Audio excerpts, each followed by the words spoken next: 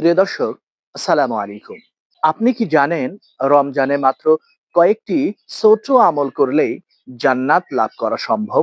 যদি আপনি এই আমলগুলো শিখতে চান, তাহলে আজকের ভিডিওটা শেষ পর্যন্ত দেখতে থাকুন। হাদিসে রাসূল সাল্লাল্লাহু আলাইহি ওয়াসাল্লাম বলেন, রমজানে যে ব্যক্তি একটি ভালো কাজ করে তার জন্য ৭০ গুণ সওয়াব লেখা হয়। তিরমিজি হাদিস নাম্বার ৬১৬। তাহলে চলুন আমরা রমজান মাসের কয়েকটা ছোট আমল শিখে নেই। ১ নাম্বার, প্রতিদিন অন্তত ১০ আয়াত কোরআন মাজিদ পাঠ করা। ২ নাম্বার, রাসূল সাল্লাল্লাহু আলাইহি ওয়াসাল্লামের সুন্নাত অনুযায়ী ইফতার করা। সম্ভব হলে খেজুর দ্বারা ইফতার করা। ৩ নাম্বার, গরিবদেরকে খাওয়ানো ও সাহায্য করা। ৪ নাম্বার, রাতে তাহাজ্জুদ পড়া।